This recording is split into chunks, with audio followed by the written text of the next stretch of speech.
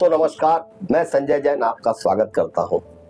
हमारे आज के खास मेहमान विंध्यवासिनी वार्ड क्रमांक 18 से 740 रिकॉर्ड वोट से जीतने वाले अखिलेश सोनकर जी स्टूडियो पहुंचे हैं। सबसे पहले अखिलेश भैया आपका स्वागत है धमतरी के गोठ में। धन्यवाद बहुत।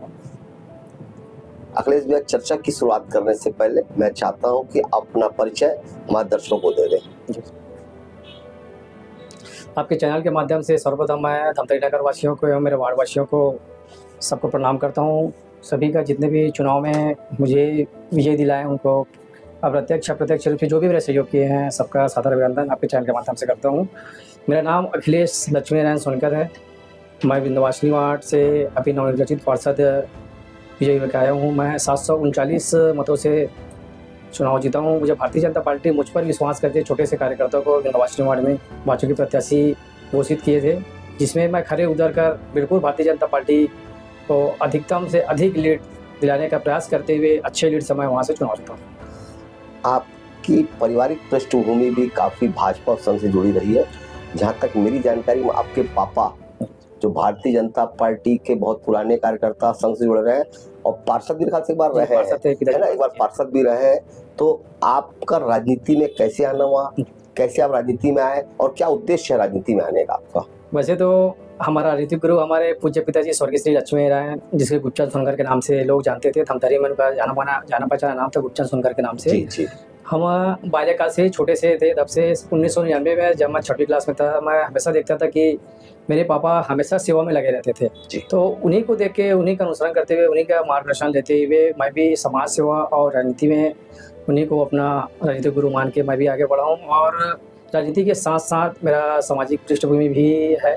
पिताजी भी सोनकर समाज धमतरी के अध्यक्ष थे और उसी का अनुसरण करते हुए मैं भी धमतरी सोनकर समाज में पिछले 3 बार का मैं पदाधिकारी हूँ और प्रदेश सोनकर समाज में भी ये मेरा दूसरा कार्यकाल है। वहाँ भी मैं निर्वाचित होकर आया हूँ और समाज में भी सेवा मैं दे रहा हूँ। धमतरी सोनकर समाज के साथ साथ और प्रदेश सोनकर समाज में भी अपना सेवा दे रहा हूँ। मेरी बड़ी दीदी है श्रीमती अनिता सोनकर, वो भी निगम में, एक बार पालिका में, एक बार निगम में, वो 2 बार की वो भी पार्षद है। तो वैसे देखा जाए तो मेरा फैमिली बैकग्राउंड सेवा से जुड़ा हुआ है, तो उन्हीं का अनुसरण करते हुए मैं भी देखता था कि समाज सेवा में मतलब जितना अच्छा है तो अपन उसको आगे बढ़ाते हुए मेरे परिवार का भी नाम रहे, मेरा समाज का भी नाम रहे, ऐसा करते हुए हम भी उस सेवा में जुड़े। ऐसा मानते हैं कि समाज सेवा के लिए राजनीति भी बहुत जरूरी से मानते हैं आप? नहीं, क्योंकि सेवा के लिए कुछ ना कुछ पद रहना चाहिए, ऐसा लगता है, क्योंकि जरूरत नहीं पड़ती, क्या लगता है? नहीं, मेरे ख्याल से समाज सेवा के लिए राजनीति का उतना कोई मायने नहीं रखता, क्योंकि अपन जब सेवा में आते हैं तो अपन कुछ सोच के मतलब राजनीति में पद लाएंगे ऐसा कुछ नहीं रहता। ये मेरा उद्देश्य है, बाकी कोई उद्देश्य मैं नहीं जानता। मैं तो सेवा में हमेशा लगा रहा हूँ, समाज सेवा से ही आगे बढ़ते हुए 2007 में भारतीय जनता पार्टी युवा मोर्चा में, जिस समय बड़े भैया महेंद्र पंडित जी युवा मोर्चा के जिला अध्यक्ष थे, उस टाइम मैं यहाँ शहर में मंत्री के पद में युवा मोर्चा में मुझे भी शामिल किया गया था और मैं उनके साथ भी काम स्टार्ट किया था युवा मोर्चा में। अभी जो चुनाव हुआ 740 वोट काफी बड़ा मार्जिन रहा। किन मुद्दों को लेकर आप जनता के बीच गए? क्योंकि 740 वोट से आपने जनता को जिताया, तो किन मुद्दों को लेकर आप जनता के बीच गए थे? यहाँ 739 वोट जो है वो लोगों की उम्मीद है, वो चुनाव की मार्जिन नहीं है। और लोगों की उम्मीद मुझ पर इतना ज़्यादा है कि पिछले 5 वर्षों से वार्ड में कोई भी विकास नहीं हुआ था। पिछले 5 वर्षों से वार्ड में सिर्फ, आज भी अपन जाके देखते हैं, लोग बताते हैं भैया यहाँ पे सड़क बना हुआ था, सड़क उखड़ गया, 6 महीने में उखड़ गया सड़क। और कुछ दिनों पहले एक हास्यास्पद मैं आपको बात बताना चाहता हूँ कि अभी वार्डों में जो शिविर लगा हुआ था, मैडम जाती थी, आयुक्त मैडम और संपूर्ण उसकी टीम, तो वहाँ भी हमारे जो पूर्व पार्षद थे उनका बोलना है था कि 6 महीना पहले जो सड़क बना हुआ है उखड़ गया। मतलब उनके कार्यकाल में जो सड़क बना हुआ उसी का शिकायत लेके वो आए थे। तो आप समझ सकते हो कि भ्रष्टाचार किस हद तक था वहाँ पे। तो उसी के भ्रष्टाचार छत्तीसगढ़ को भाजपा ने बनाया है, हम ही बनाए हैं और हम ही संवारेंगे, हमारे भारतीय जनता पार्टी का नारा है। और निश्चित ही, निसंदेह ही हम लोग सब मिलके धमतरी को नंबर 1, धमतरी के साथ साथ हमारे वार्ड को नंबर 1, बिल्कुल स्वच्छता अभियान से लेके हर एक क्षेत्र में हम सब मिल के काम करेंगे और बहुत ही अच्छा भ्रष्टाचार मुक्त एक धमतरी नगर निगम। मतलब चुनाव में भ्रष्टाचार एक मामला रहा है, तो मानते हैं? तो आप बता रहे हैं कि आपके पार्षद खुद मान रहे हैं कि 6 महीने में सड़क उखड़ गई, तो ऐसा लगता है कि इस चुनाव में भ्रष्टाचार मामला रहा? बिल्कुल भ्रष्टाचार मामला रहा है। आज भी वार्ड में जाके देखेंगे तो ऐसा कोई भी मिल का पत्थर काम ऐसा कुछ साबित नहीं हुआ है कि पिछले कार्यकाल में हम उसको बता सके कि आपका काम मतलब बहुत अच्छा रहा हुआ करके। इसीलिए तो आप देख रहे हैं जनता 739 मतों से जीता है। वैसे पार्षद चुनाव का हार और जीत अधिकतम 100, 150, 200 वोट से होता है। मतलब लोगों की उम्मीद मेरे से कुछ ज़्यादा ही है और अपन बिल्कुल प्रयास करेंगे कि लोगों के उम्मीद में खरे उतरेंगे। आपकी कौन सी प्राथमिकता रहेगी वार्ड विकास को? सड़क, पानी, बिजली तो एक कॉमन है, ऐसा कौन सा काम आप चाहते हैं जो वार्ड विकास में जो लोग आपको याद रखे? ऐसी कोई योजना आपने बनाई कि वार्ड विकास को लेके? वैसे पार्षदों का सर्वप्रथम काम यही होता है कि मूलभूत सुविधा, सड़क, पानी, बिजली, ये तो होता ही रहेगा। पार्षद कोई भी रहे, ये काम होना ही है और हो के रहेगा, इसको कोई रोक नहीं सकता। अभी जैसे कि नशा का क्षेत्र बहुत ज़्यादा व्याप्त है। आपको भी मालूम है कि धमतरी में नशा का कारोबार और हमारे युवा भाइयों में भी नशा का बहुत ही ज़्यादा प्रचलन बढ़ गया है। मतलब इस नशा को हम कैसे रोक सकें, किस टाइप का अभियान चलाएं? तो हम सबसे पहले अभी जब चुनाव में गए थे तो वहाँ युवा और महिलाओं का बोलना यही था कि भैया यहाँ पे कुछ ऐसा बनाओ कि जिम बनाओ। हमारे क्षेत्र में जिम की कमी है तो सब प्राइवेट है और वहाँ भारी भरकम फीस दे के लोग जाते हैं। तो सरकारी ऐसा कुछ जिम बनाओ जिसमें युवा आ सके। सिटी पार्क का गार्डन बना हुआ है, उसका भी मेंटेनेंस अच्छा से हो सके और आजू बाजू जितने भी जो खाली जगह पड़े हुए हैं वहाँ पे भी कुछ गार्डन, सौंदर्यीकरण, ओपन जिम बनाए।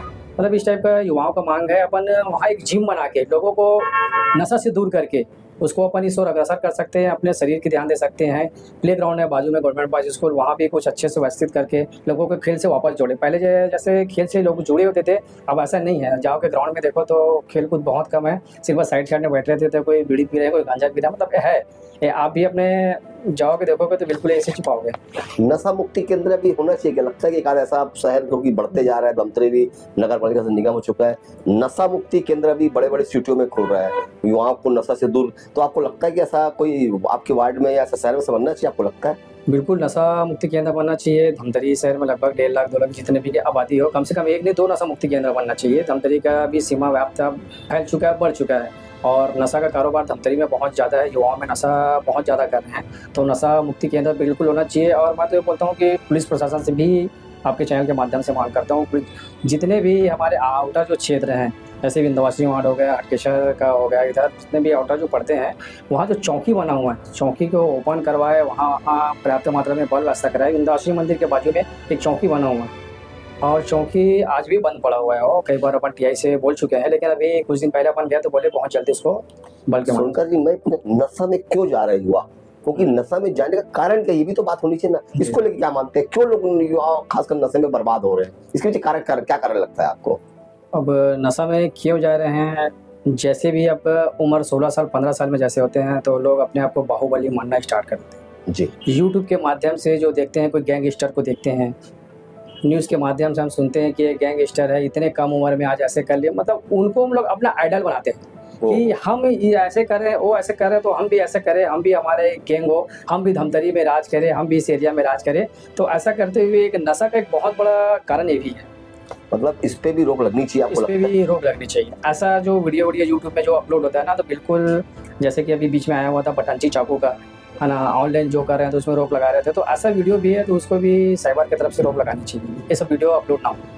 चर्चा आगे बढ़ाते हैं क्योंकि काफ़ी आप युवा पार्षद हैं और काफ़ी लंबे समय तक आपकी पारिवारिक पृष्ठभूमि भाजपा की रही है। पिछला जो चुनाव था उसमें कांग्रेस को पहली बार जनता ने सत्ता सौंपा था। इस बार कांग्रेस की स्थिति आप मालूम है 8 वार्डों में सिमट गया। भारतीय जनता पार्टी इसके पहले भी निगम में रही है। निगम को काजल की कोठरी माना जाता है क्योंकि यहाँ पे साफ निकलना काफी मुश्किल बन जाता है। आप इसको कितनी चुनौती मानते हैं? निगम को क्या मानते हैं? भ्रष्टाचार के आरोप हमेशा लगते रहते हैं, इसको कितना मानते हैं आप? पिछले समय धमतरी नगर निगम का जो चुनाव हुआ था, पार्षदों को खरीद फरोख्त करके पूरे छत्तीसगढ़, सिर्फ धमतरी की बात नहीं है, पूरे छत्तीसगढ़ में खरीद फरोख्त करके वो अपने सरकार बनाए थे। और मैं नहीं मानता कि काजल की कोठरी है, एक टास्क है, बहुत बड़ा टास्क है नगर निगम में लोगों की समस्याओं को हल करना। लेकिन हमारे जो महापौर है आदरणीय बड़े भैया रामू अरोड़ा जी सभी टास्क को अच्छे से पूरा करेंगे। हमको पूरा विश्वास है, पूरा भरोसा है। धमतरी नगर पालिका निगम के हर एक जनता को उसके ऊपर विश्वास है कि रामू अरोड़ा जी विकास करेंगे और उनके जो काम करने का तरीका है उनका लेवल ही अलग है। तो हम लोग को पूरा विश्वास है कि रामू भैया अच्छे से धमतरी विकास के लिए करेंगे। अभी जस्ट 2 दिन पहले जो बजट सत्र हुआ था उसमें धमतरी को लगभग 110-120 करोड़ के आसपास का अपने को बजट प्राप्त हुआ था। बाहर से जो आउटर का नहर अपना बठेना नहर से लेके हरप तक एक रोड है, अम्बेडकर चौक से रुद्री का लाइन है, रत्नामांडा से मुजगांव वाला लाइन है। मतलब यहाँ भी चौड़ीकरण और बाईपास का रोड बना हुआ है। पहले भैया महापौर नहीं भी थे प्रदेश के संगठन महामंत्री थे, तो कई बार बजट भी पिछले टाइम 6 करोड़ का भी बजट लाए थे, उसका भी काम स्टार्ट हो गया है।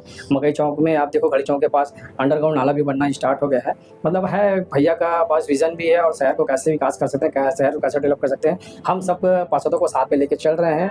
और जिनका भी जो भी काम है, भैया डायरेक्ट बोले हुए हैं कि अब हमको आगे बताओ, अपन वो सब काम करेंगे, सब विकास करेंगे, हम ही बनाए, हम ही संभालेंगे। तो इस 5 साल में धमतरी की तकदीर और तस्वीर बदल जाएगी, ऐसा मानते हैं आप? बिल्कुल निस्संदेह है, तकदीर भी बदलेगी, तस्वीर भी बदलेगी।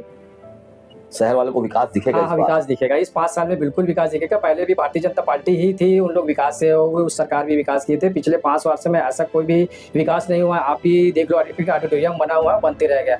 मेरे ही वार्ड में, नवासी वार्ड में गौशाला बनाने के पीछे वो आवास का जो काम चल रहा था, आज भी अधूरा का अधूरा पड़ा हुआ है। एक आवास में ज़बरदस्ती अपना स्टेशन पर वाले लोग जब वहाँ से उसको बड़े लाइन के लिए हटाए गए थे, तो वहाँ भी असुविधा से व्याप्त थे। वहाँ जाके वे उस समय भी मतलब ठेकेदार को वहाँ से भगाया गया था, ठेकेदार से पैसा लेके भगाया गया था, काम पूरा नहीं होता। जितने पैसे ठेकेदार को दिए गए थे, उतने ही टेंडर में और पैसा लगा के करते तो काम बिल्कुल संपूर्ण हो जाता। और आज अच्छे से व्यवस्था होकर वो दोनों आवास का बिल्डिंग बन जाता है। एक महिला कट्टा में है, एक नवासनी वार्ड में है। और जैसे कि अपन एक चौपाटी की बात करते हैं, चौपाटी के लिए भी अभी बजट में इसमें आया हुआ है, चौपाटी के लिए भी पैसा आया हुआ है। बहुत अच्छा सुंदर चौपाटी धमतरी शहर के लिए आने वाला है। पिछले समय हमारे श्रीमती अर्चना चौबे जी जो महापौर थी, जो सौंदर्यीकरण करवाते रामसागरी गार्डन में, तो चौपाटी बनाने का श्रेय उन्हीं को जाता है। लेकिन कांग्रेस वाले लोग 4 ठेला लगा के चौपाटी करवाती है। सौंदर्यीकरण काम तो श्रीमती अर्चना चौबे के द्वारा ही हुआ था। बहुत बहुत धन्यवाद अखिलेश जी, आपने अपना कीमती समय निकाला। अगली बार एक नई शख्सियत फिर आपसे मुलाकात। तब तक के लिए नमस्कार। धन्यवाद।